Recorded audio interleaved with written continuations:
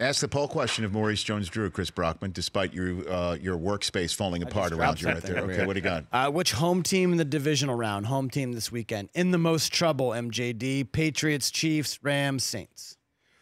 Ooh, that's it. Because I'm scared of the Colts, too. I'm terrified of the Colts. Both 6 seeds, huh? I am both. It's just, I don't know what it is. What scares you about the Colts? They can score with anybody, and they can run the ball.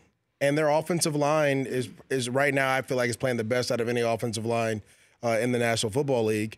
And then your defense, there's some guys we don't know their names, and they're not household names, but they're making plays. You go into Houston and blank them pretty much until the fourth quarter. I mean, Lamar Miller disappeared. Just absolutely disappeared. And that's exactly what, Deshaun Watson leading the team in rushing. Yeah. Sitting back there like a sitting duck when you knew they had to throw it down 21-0. That thing was a wrap pretty much. Brockman, you tweeted out this is going to be a 3-score game. I told you to pace yourself. I know. And then 5 minutes later after they picked off Deshaun Watson, I'm like, okay, you can pick up the pace a little bit on your take. Well, the other thing is, it was something they did in the playoff game, which I call a playoff game, the Week 17 game against the Titans, where they went on 2 80-yard drives or something like that, right? It was 2 long drives back to back. The Colts.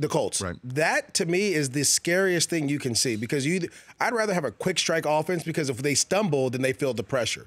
The Colts will never feel pressure because they're comfortable being methodical, going downfield, getting the 3, 4, 5 tough yards, and then being able to, score in the red zone. And we talked about that on air. It's scoring in the red zone is huge, and I want to say they're 5th in the National Football League in scoring in the red zone because again, field goals aren't going to help you. Yep. And we saw the Houston Texans get stuck in the red zone, and they went for it a couple of times instead of kicking a field goal, which, again, I understand, but you have to score touchdowns, and that's what they do well. And you shorted him a couple of yards. Yeah, huh? you shorted him. They were actually 2 90-yard drives. Okay, yeah, there you go. There you have it. I knew it was something crazy. It's even crazier. Yeah. So I let you talk it out like a Who Wants to Be a Millionaire contestant, but I need an answer. Which team is in the most trouble this coming up weekend, in your best opinion, Maurice Jones-Drew? I'm going to say the Patriots.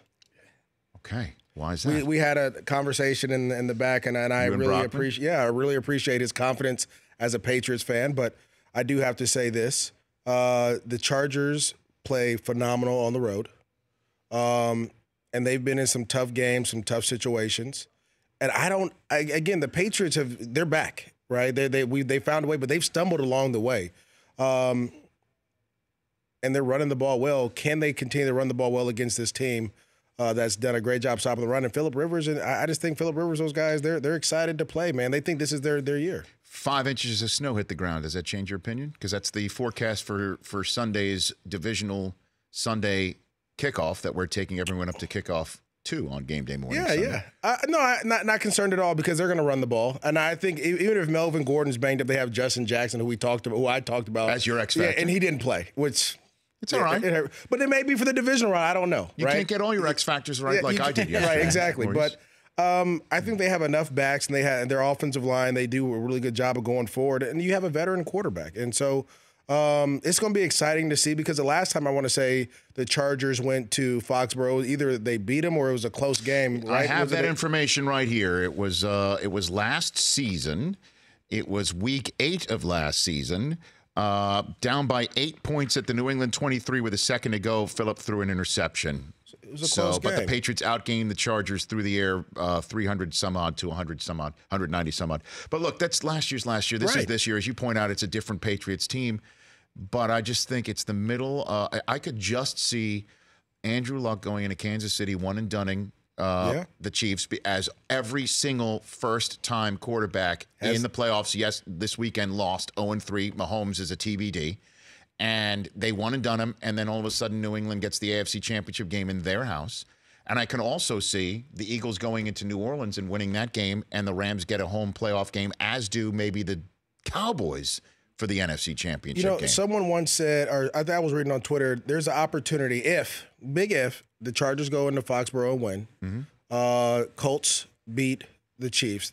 You have a championship game here in L.A. And then if the Rams happen and the Eagles, you have 2 in L.A. And that would be crazy. I have heard, though, that the league, if that happened, if that ever happened in the same stadium, they would move it to Monday.